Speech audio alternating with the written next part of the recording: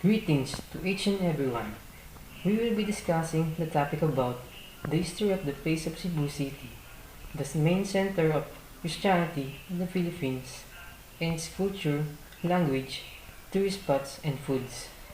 The country's oldest settlement. It is also one of its most historic, retains much of the flavor of its long Spanish heritage.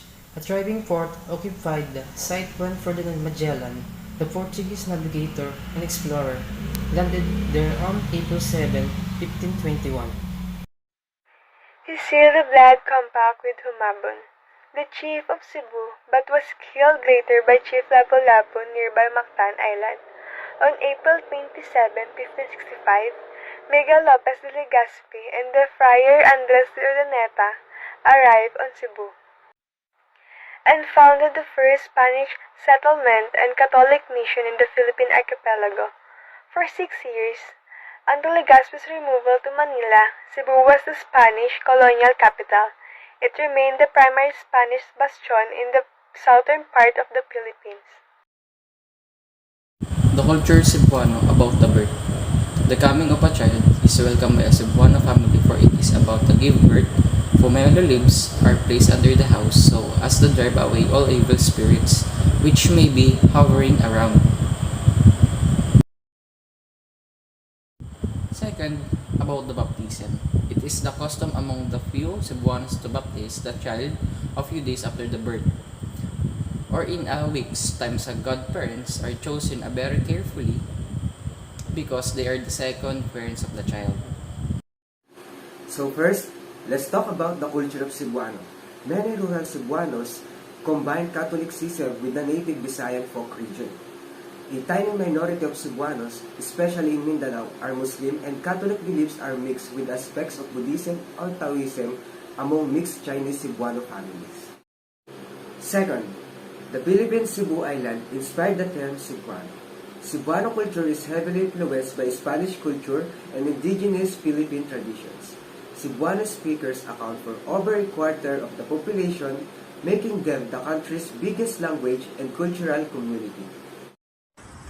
In terms of language of Cebu, there is Cebuano language that closely related to the languages of the Hiligaynon and Waray-Waray, and it is sometimes grouped with those languages as a dialect of Visayan. Cebuano speakers constitute about one-fifth of the population of the Philippines and are the second largest linguistic group in the country. The Cebuano language is spoken by more than 20 million people in the Philippines. It is the most widely spoken of the Visayan languages. Most speakers of Cebuano are found in Cebu, Bohol, Siquijor, western and southern Leyte, eastern Negros, and most of northern and southeastern Mindanao.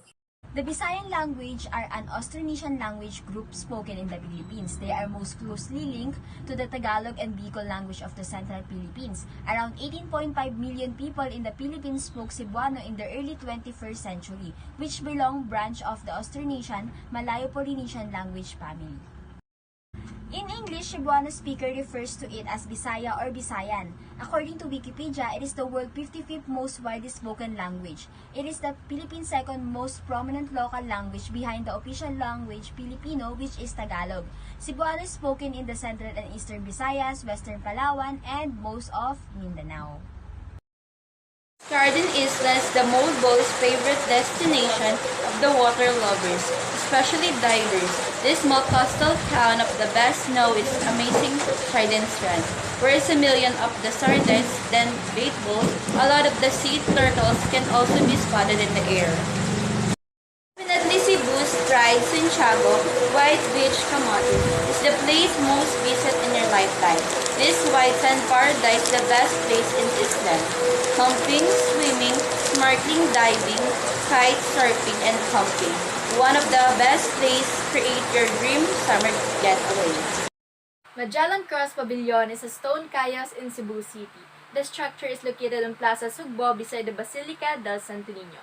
It houses a Christian cross believed to have been planted by explorer of the Spanish expedition of first circumnavigation of the world led by Ferdinand Magellan. Taoist Temple is located in Beverly Hills subdivision of Cebu City. The temple is built by Cebu Filipino-Chinese community in 1972.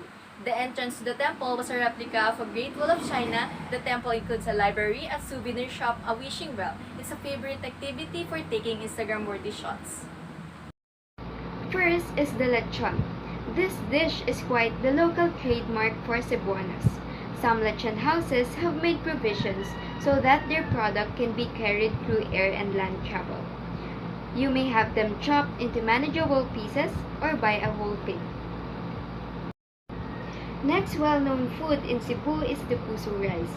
It is boiled and dropped into coconut leaves.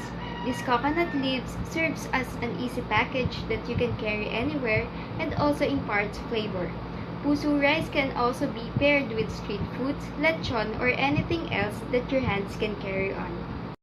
Puchero, coming from the word Spanish, which means stew pat.